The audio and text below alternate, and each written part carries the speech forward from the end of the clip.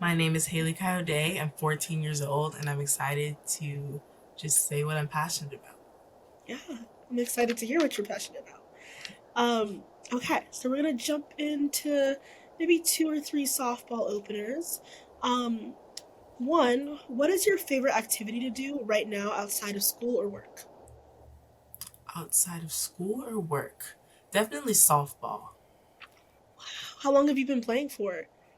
I've been playing since I was in fifth grade and right now I'm in ninth. Wow, Yeah, yeah, that's awesome. Oh my goodness. Um, Thank you for sharing. of um, course. what qualities of yourself are you most proud of? I'm really proud of my leadership abilities. I feel like whenever joining clubs or walking to a room, when I'm asked to share my opinion, I'm definitely good at it. I'm very creative and I love to shout my ideas out when it comes to group decisions. Yeah, awesome. Those are great qualities to have. Um, okay. And how would your best friend describe you? Oh, I definitely think my best friend would describe me as funny. Our relationship is like super, super humorous. That's so nice. Oh my gosh, I'm glad. um, okay, so we're gonna move to our next section. Um, what is an accomplishment, personal project, or extracurricular activity you are proud of working on?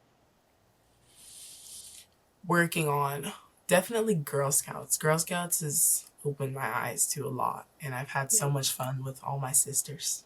Aw. Um, Yes. how long have you been in Girl Scouts? I've been in Girl Scouts since kinder, so I'm pretty sure that's 10 years. Wow. Yes. Can you tell me about one of your favorite memories? One of my favorite memories was definitely last year's holiday party. We got together, done White Elephant, and just kind of celebrated each other and all we've accomplished. So it was really fun. Yeah, that's lovely. I love that. Yes. Okay. What tips would you give someone trying to do something similar? So maybe someone who's just starting out in Girl Scouts or someone who wants to join Girl Scouts. What tips would you give? Definitely to be yourself. Like I mentioned before, I am a really big creative. I love to give ideas when because I usually have ideas when working in group projects. If you have something to say, definitely share it because I'm pretty sure a lot of people will like your idea.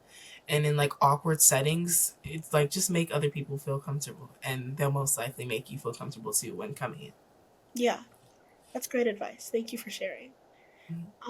Okay, moving on to our next question. What does education mean to you? Education means a lot to me. I've actually always prioritized like school and schoolwork. I feel like the teachings are so important. They actually do come up in real life more than we think. Because a lot of times I hear students like make that complaint that school like doesn't even matter in real life, but I feel like it really does. It's a great asset, and I've always, like I said, I've always prioritized it. I've actually always had straight A's since sixth grade. Yeah, wow. So clearly, education has been like a huge part of your life, and it's made a big Yeah, impact on you. Yeah, I feel like that's a big part of that is because my mother, she went to UCLA and she's an assistant principal right now.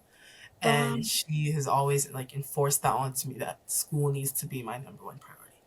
yeah, it's awesome that you have someone you love pushing you. Yeah, Um, it must be nice to have her as part of your support system. of course. Yeah. Yeah, okay.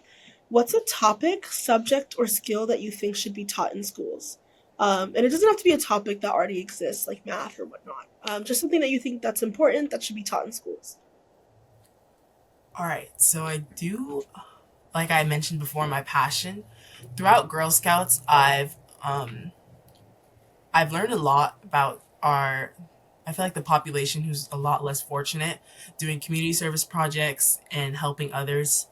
And I feel like it's kind of already taught in right now I'm taking ethnic studies where we learn about minorities, like for example, LGBTQ people, African Americans, and like other people of color who aren't females who aren't really kind of like prioritized in our society. So I feel like more of the stuff that's not normally taught in the real world issues that we need to dig into. And although ethnic studies does teach about a few of those, one I really would like for our schools to dig into is our kind of population that's not so fortunate, like kind of poor ones. Yeah. Okay. I think that it's a great suggestion. We benefit from getting more information about different walks of life, and I think for a lot of people, sometimes the one and only way that they're able to do that is through school. Like they haven't gotten the opportunity to like spend time in those communities. So having those stories documented and like taught in the classroom is really important. So I agree with you. Um, awesome. Okay. Tell me about someone who has left an impact on you and why. Mm, definitely my mother. Um, I live with my mom most of the time. I go to my dad's house every other weekend. So my mom is really my best friend. I spend half my time with her. And seeing like how I'm an only child and she's a single mother. So seeing her strength and how she's able to like raise me and still thrive is really inspiring. I'd love to have that strength when I'm older Yeah, or right now. that's lovely, and I think it's so nice that you have such a close relationship with your mom. Um, and I think like especially when you have a role model that's in the home, like that's there cheering you on, it just makes all your goals seem that much more attainable. So I'm really Yes. grateful that you have her. Thank Um, that's awesome. Okay, so we're gonna move to our next section. Um, is there a cause or social issue that you're passionate about, and why is it important to you? Yes, I feel like the less fortunate are people who we should kind of pay more attention to and advocate for because I feel like their resources are extremely limited and living in that person's shoes can be like super, super tough. And working with them throughout the years, like I've mentioned, I've been a Girl Scout since kinder, and a big portion of Girl Scouts is doing community service projects and going up to their homes and where they live and like giving them food and stuff like kind of being able to see it in real life and what they go through isn't really easy to look at. And Yeah, I feel like they have a harsher reality that we should probably shine more light on. totally. Um, I think that's true and very vulnerable because it isn't always easy to like be in those situations and see people who are in pain and who are suffering. But I think that it's a truth and a reality that like all of us need to be made aware of so we can do more to help. Um, so yeah, that's true. What advice would you give to someone who wants to make a positive impact in their community? For my peers, I can definitely understand how in our day and age it might be kind of seen as something embarrassing or like you might be a little too shy to do it because of your fear of judgment. But it's really not. Like I feel like more people would be applauding you than judging you, and to Yeah, definitely just go for it. If you have a passion for it, there's no reason why you should be holding back. I think that's beautiful advice, and I think that it's a great place to start for people your age, and it honestly applies to people my age too. So, thank you so much.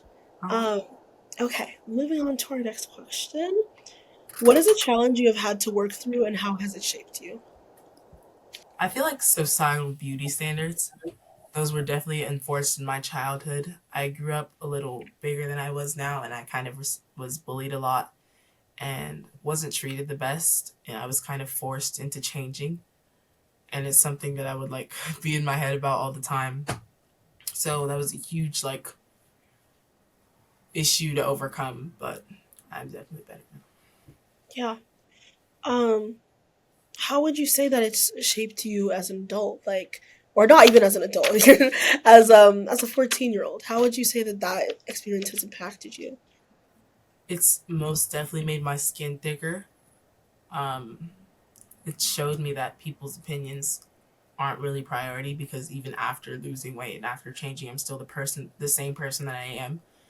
Like maybe a little like stronger and prone to like judgment. But I feel like the only opinion that really matters is your own. And if you see yourself as beautiful, then outsiders and their voices shouldn't really matter. Yeah, I think that's very true. Thank you for sharing. Of course. Um, what advice would you give to someone facing a similar challenge?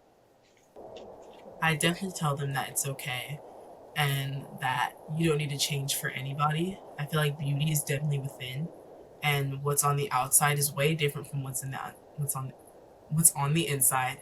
I feel like the only opinion that matters is your own, and that outsiders have no value. Well said. Thank you for sharing. All right. What do you think is something about you that will get left out of standard applications? So, like, what's a question that you wish people would ask you for applications? Definitely, like, my character. I liked how in the beginning of this interview you had asked me like personal questions to get to know me and how I am, because something that's like commonly like in standard applications, as you mentioned, is like, your academic status and your GPA. But I feel like people are so much more than that. Everybody's situations are different and you have no idea like what they're like going through. And I feel like your grade shouldn't define you.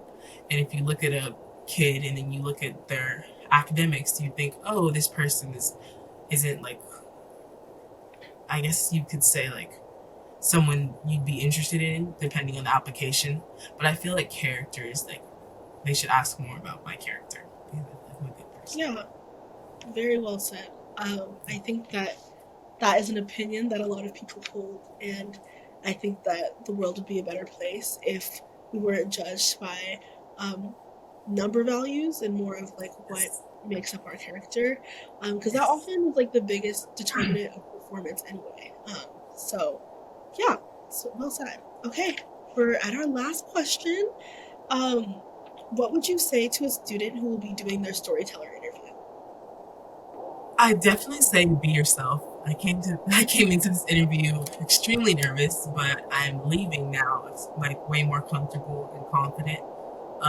It can be tough if you're having like issues with nervousness, but definitely be yourself because that's and like show your character. Like I said before, I like how this interview mentions character. Well, like kind of touches on character because it's definitely some like the best part about a person, and I feel like that's what you should share. Thank you so much. Haley, it's been a pleasure to meet you. Thank you so much for coming to your Triple V Storyteller interview and sharing more about yourself. Um, I'm so excited to see where you go, and I hope that the rest of our Triple V fellows are able to learn a lot from you and your story. But thank you so much for coming and being vulnerable with me. Hey, thank you for your time. Hey YouTube! If you enjoyed this person's story, don't forget to subscribe to hear from more inspiring youth. If you want to apply to the Storyteller Scholarship or get more involved in our organization, all you have to do is sign up at the link below. Thanks for watching!